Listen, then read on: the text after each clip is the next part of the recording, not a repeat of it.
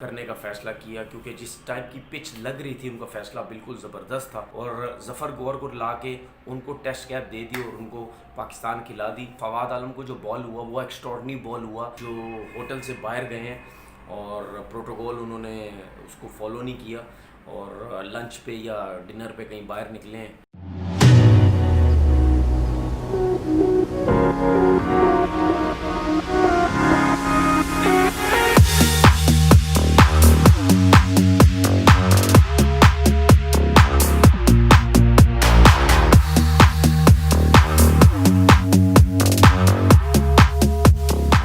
अस्सलामुअलैकुम जी, कैसे हैं आप लोग? सब ठीक ठाक हैं? एक दफ़ा फिर वेलकम टू तनवीर सेज़। और दूसरा टेस्ट मैच स्टार्ट हुआ पाकिस्तान और न्यूजीलैंड का और पहला दिन ख़त्म हुआ।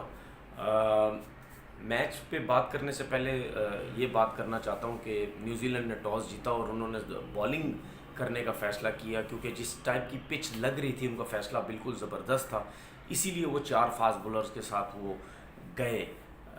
उसके बाद पाकिस्तान टीम की जो प्लेइंग 11 खिलाई गई, उसमें कुछ एक दो चीज़ें उसमें मैं बात करना चाहता हूँ। ज़फ़र गौर को खिलाया गया यासिर शाह की जगह, सिर्फ ये चेंज हुआ, उसके अलावा कोई चेंज नहीं किया पाकिस्तान ने। ठीक है, समझ आती है कि जी यासिर शाह की परफॉर्मेंस इतनी अच्छी नहीं थी जो लास्ट टेस्ट मैच हुआ, हालांकि उसमें बॉल फिर भी वो पिच ऐसा था, शायद थोड़ा सा स्पिन हो सकता था, लेकिन ये जो मैच है इसमें तो मुझे समझ नहीं आएगी ज़फ़र गौर को कितनी सपोर्ट मिलेगी या कितना वो उनकी बारी आती भी है या नहीं आती है। नसीम शाह को फिर टेस्ट मैच खिलाया गया, सोहेल ख़ान के साथ एक दफ़ा फिर नाइंसाफ़ी की गई, जो कि काफ़ी टाइम से हो रही है, इंग्लैंड के टूर से हो रही है। अब नाइंसाफ़ी देखें मिसबाह उल हक़ की, कि मिसबाह उल हक़ के होते हुए काशिफ भट्टी जो लेफ़्ट आर्म स्पिनर थे वो टेस्ट मैच में आए, उनको नहीं खिलाया गया, उनको बगैर खिलाए टीम से ड्रॉप कर दिया गया। फिर उसके बाद फर्स्ट क्लास क्रिकेट के अंदर नोमान है अली जो एक लेफ़्ट आर्म स्पिनर है, उनकी परफॉर्मेंसेस 2-3 साल से बहुत ज़्यादा है, बहुत अच्छी परफॉर्मेंसेस जा रही हैं, वो टीम के अंदर नहीं आए, टेस्ट टीम के, उनको नहीं लाया गया और ज़फ़र गौर को ला के उनको टेस्ट कैप दे दी और उनको पाकिस्तान खिला दी।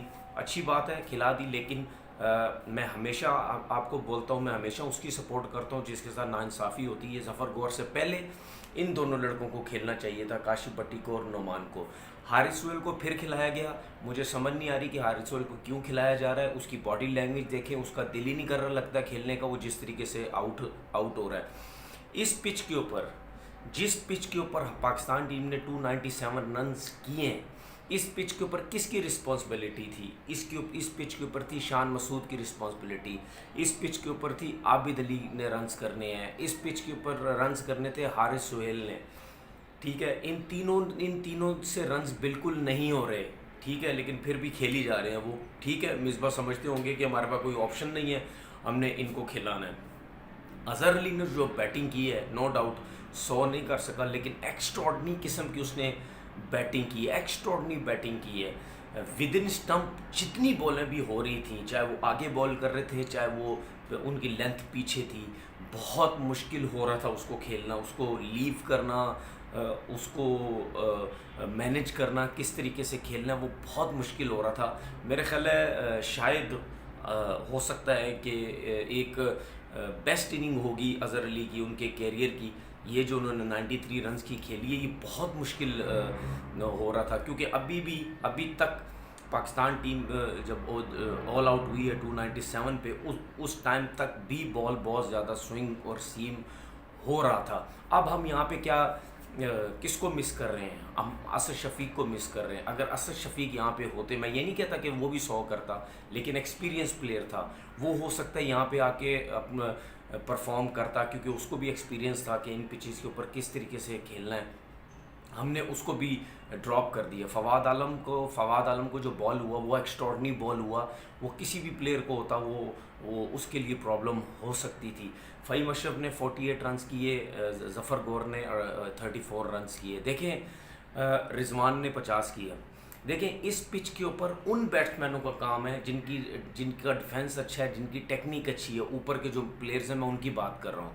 फ़हीम अशरफ रन्स कर रहा है, लेकिन फ़हीम अशरफ किसी टाइम भी आउट हो सकता है जिस तरीके से वो खेलता है। हम ये नहीं कह सकते कि इन पिचेस के ऊपर फ़हीम अशरफ रन्स करेगा ही करेगा, वो किसी टाइम भी आउट हो सकता है।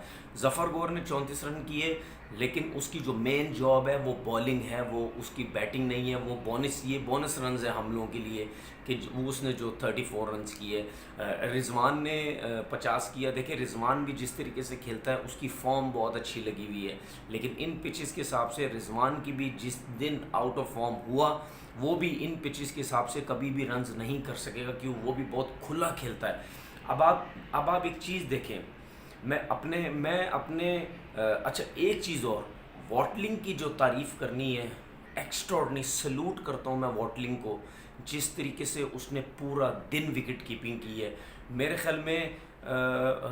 ख्याल में बहुत मुश्किल हो रही थी, जितनी मुश्किल बैट्समैन को खेलने में हो रही थी उतनी ही मुश्किल उसको कीपिंग करने में भी हो रही थी। बॉल अनइवन बहुत ज़्यादा हो रहा था, डिप भी कर रहा था बहुत ज़्यादा, बाउंसर जब करते थे ऊपर भी जा रहा था, डाइवे भी मारी उसने, पूरा दिन वो यही सब कुछ करता रहा है। लेकिन आप उसकी फ़िटनेस लेवल देखें, ठीक है, कमिटमेंट देखिए उसकी कितनी ज़बरदस्त किस्म की थी कि वो लगा रहा और उसने कितनी ज़बरदस्त कीपिंग की है। तो हमारी जो बैटिंग थी मेरे हिसाब से 297 इस पिच के हिसाब से बहुत अच्छे रन्स हो गए हैं। अब हमारे बॉलर्स ने क्या बॉलिंग करनी है, हमारे बॉलर्स ने सिर्फ विद इन स्टंप बॉलिंग करनी है। अब्बास जिस लेंथ पे बॉल करता है, अब्बास बहुत डिफ़िकल्ट हो सकता है साबित, इनको प्रॉब्लम में डाल सकता है। शाहीन जिस तरह बॉलिंग करता है स्विंग के साथ, वो भी आउट कर सकता है। लेकिन नसीम शाह की मैं कोई गारंटी नहीं दे सकता, क्योंकि उसकी लाइन लेंथ वो लाइन लेंथ पे बॉल करेगा या नहीं करेगा, उसकी फ़िटनेस कैसी है। पिछले टेस्ट मैच में तो बिल्कुल ऑफ कलर वो नज़र आया है, लेकिन फिर भी उसको खिलाया गया है। अगर इसकी जगह सोहेल ख़ान को खिलाते तो वो टीम सऊदी की तरह बहुत ज़्यादा डिफ़िकल्ट साबित हो सकता था, लेकिन फिर उनको चांस दिया गया है। मैं हमेशा बोलता हूँ कि मिसबा जो है वो नाइंसाफ़ियाँ करता है, जो मेरिट के लड़के जिनको खिलाना चाहिए उनको वो नहीं खिलाता। वो अपनी मर्ज़ी के प्लेयर्स को चांसेस देता रहता है। अब देखना ये है कि इस टेस्ट मैच के अंदर अभी जो फ़िलहाल पाकिस्तान की जो पोजीशन है आज के दिन की, वो बहुत अच्छी पोजीशन है। सुबह आके एक लाइन और लेंथ पे बॉलिंग करनी है, इसके अलावा और कुछ भी नहीं करना है। आप देखिएगा कि न्यूजीलैंड के जो बैट्समैन उनको बहुत ज़्यादा ट्रबल होगी। केन विलियमसन वाहिद ऐसा प्लेयर है जो लंबी इनिंग खेल सकता है, हमने उसके ऊपर फोकस करना है, उसकी विकेट लेनी है। रॉस टेलर भी है, लेकिन जो केन विलियमसन जिस तरीके से बैटिंग करता है वो मुश्किल साबित हो सकता है उसको आउट करने के लिए। ये बात सही है कि जो न्यूजीलैंड के जो बॉलर्स थे वो भी अनलकी रहे, उन्होंने भी बॉलिंग अच्छी की, हमारे को भी चांसेस मिलते रहे, हम भी बहुत ज़्यादा लकी रहे, लेकिन वो भी बहुत अनलकी रहे। दूसरी बात करते हैं इंडिया की, जो इंडिया की तरफ से आई है। 5 प्लेयर्स ऐसे थे जो होटल से बाहर गए हैं और प्रोटोकॉल उन्होंने उसको फॉलो नहीं किया और लंच पे या डिनर पे कहीं बाहर निकले हैं, तो वो उनके लिए कुछ मुश्किलात साबित हो गई हैं, जिसमें रोहित शर्मा भी थे, जिसमें ऋषभ पंत भी थे, जिसमें गिल भी थे, जिसमें नवदीप सैनी भी थे, पृथ्वी शॉ भी थे। अब ये है कि शायद इन्होंने अपना जो कोविड का टेस्ट है अब इनको अपने तौर पे ख़ुद करवाना पड़ेगा। उसका रिज़ल्ट तो खैर आ जाएगा, लेकिन उन्होंने रूल्स तोड़े हैं। तो ऑस्ट्रेलिया में आई थिंक ये सिस्टम था कि आप लॉबी के अंदर ही रह सकते हैं। टीम मैनेजमेंट के साथ अगर आपने जाना है तो आप चले जाएं, कुछ प्लेयर्स ने अगर जाना है तो जाएं, लेकिन अपने तौर पे आप बाहर नहीं निकल सकते। तो अब ये है जो ये अपने तौर पर टेस्ट खुद करवाएंगे, 1-2 दिन में उसका रिज़ल्ट आ जाएगा, हर चीज़ नॉर्मल हुई तो वो फिर टेस्ट मैच भी खेल सकते हैं। अब लेट्स सी देखते हैं कि जो पाकिस्तान की जो सूरत हाल है वो क्या होती है जब कल टेस्ट मैच स्टार्ट होगा। अपना बहुत बहुत ख्याल रखिएगा। अल्लाह हाफिज़।